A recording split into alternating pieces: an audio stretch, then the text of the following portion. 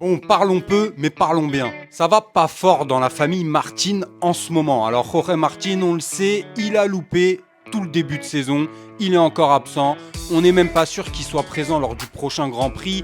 À Austin, c'est mort, il sera pas là, on le sait. La faute à de multiples fractures, on va pas revenir dessus. Au test d'avant-saison, quand il a voulu reprendre, nouvelle grosse chute, nouvelle fracture, enfin bref, tout un schmilblick qui du coup va empêcher Jorge Martin de se battre pour garder son titre. Ça c'est dorénavant foutu pour lui cette saison. Mais il y a autre chose qui met en colère la famille Martin et surtout sa maman qui n'est pas du tout contente pour son rejeton. Et ça concerne pas vraiment son team, ça concerne pas vraiment la saison ni le MotoGP, même s'il y a un lien, ça concerne la mairie dont est originaire en Espagne, la famille Martin. Oui, parce que la mairie a fait beaucoup de promesses à la famille Martin et des promesses qui visiblement n'ont pas du tout été tenues. On revient sur ce scandale planétaire. Profitez du jingle pour liker la vidéo et surtout vous abonner si vous appréciez mon travail. Merci pour le soutien.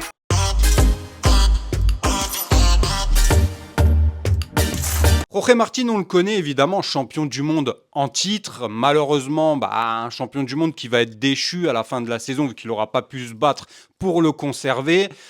Et ça fait beaucoup toutes ces histoires autour de Jorge Martin parce que il a gâché sa saison. Aprilia qui compte beaucoup sur Martin, vu qu'il est passé de Ducati Pramac au team officiel Aprilia. Mais là, on est dans une toute autre histoire en fait concernant Jorge Martin et surtout sa famille, sa maman qui n'accepte pas et qui ne tolère pas. Alors je rigole un peu, mais je comprends un peu la colère, l'agacement de la maman de Jorge Martin, parce que beaucoup de promesses ont été faites dans la ville natale de Jorge Martin, à la suite de son titre glané l'an dernier dans le championnat du monde MotoGP.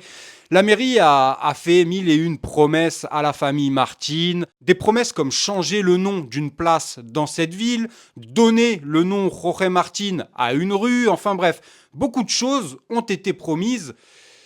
Et le problème, c'est que la seule chose qui a été modifiée dans cette ville natale de la famille Martin, eh bien, c'est un rond-point où ne passent que des bus, un vulgaire rond-point tout pourrave, où ils ont nommé le rond-point Jorge Martin. Alors, la maman, évidemment, n'est pas contente, Jorge Martin non plus, car beaucoup de promesses, encore une fois, leur ont été faites. Concernant la place qui devait porter son nom, tous les marchands aux alentours étaient d'accord pour modifier le nom, mais visiblement, la mairie, maintenant que c'est passé, ils s'en cognent un peu de cette histoire, et ils réfléchissent même à donner le nom de cette place à Marc Marquez. Alors ça, j'avoue, je déconne, évidemment, alors là, ce serait vraiment plus fort que tout.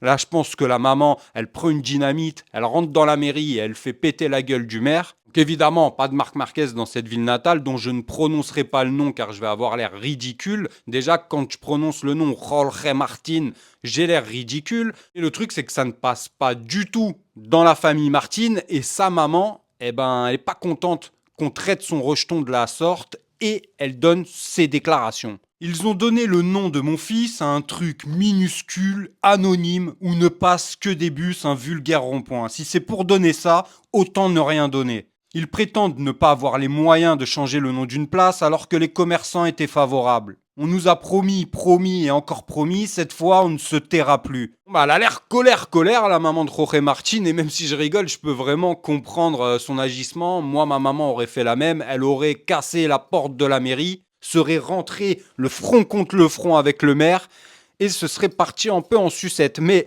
elle est pas contente, ça peut se comprendre. Il y avait été promis un centre sportif à son nom, complexe sportif, place, rue, et il se retrouve avec un vulgaire rond-point où ne passent que des bus. Donc c'est un peu comme si on lui crachait dessus. Ce qui a causé ce changement, c'est un changement au niveau de la mairie. L'ancien maire qui avait voulu tenir ses engagements, lui a été détrôné par une nouvelle maire qui est une femme, mais qui elle aussi avait promis certaines choses, un centre sportif, complexe sportif, etc. à la famille Martin. Elle leur a donné un rond-point. Voilà, bim. Écoutez, si vous n'êtes pas content, c'est pareil, retourne sur ton Aprilia. Ah bah non, t'es blessé. Pas l'air très sympathique la mère, mais bon, en attendant, la situation, elle est ce qu'elle est, donc donnez-moi votre avis. Est-ce que c'est un manque de respect? Parce que quand même, il s'est battu, il représente sa ville, il a porté le nom de sa ville partout dans le monde, il est champion du monde MotoGP.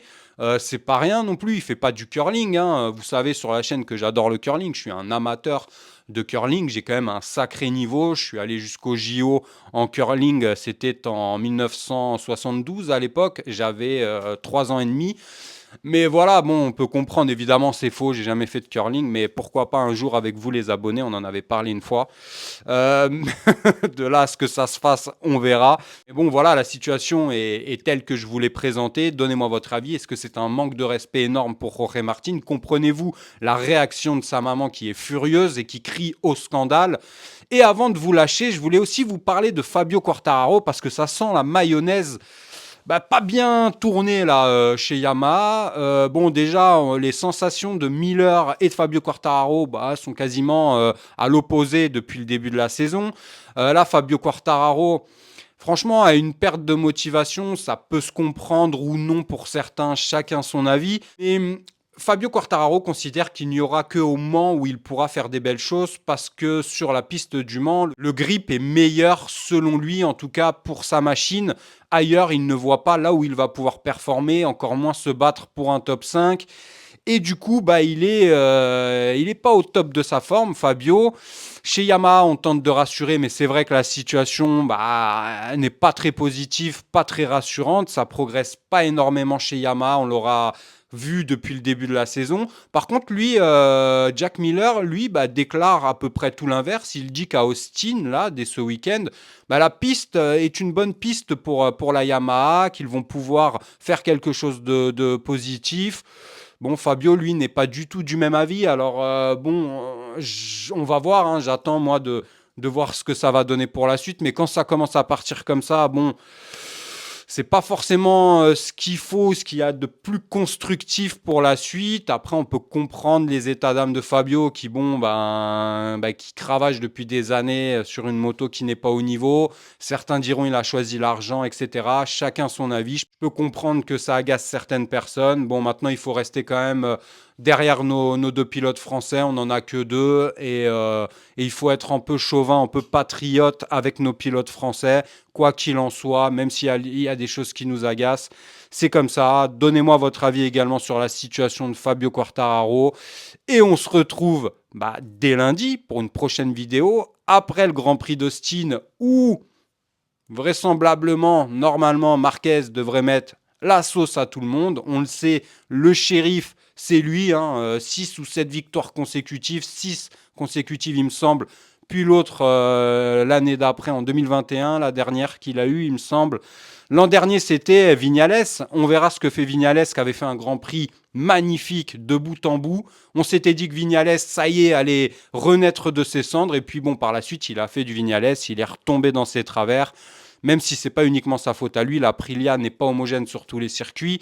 Mais il avait fait un Grand Prix époustouflant, Vignales, souvenez-vous l'an dernier. Donc profitez bien de ce week-end de Grand Prix. Kiffez bien les amis et surtout prenez soin de vous et de vos proches, c'est le plus important. On se retrouve dès lundi sur Vincent IGP. N'oubliez pas de liker la vidéo et surtout vous abonner, bande de petits loulous. Je vous ai à l'œil, vous regardez mes vidéos, mais il y en a beaucoup trop qui regardent tout le temps, régulièrement, mais qui ne s'abonnent pas et ça c'est inacceptable. À lundi sur Vincent IGP, ciao.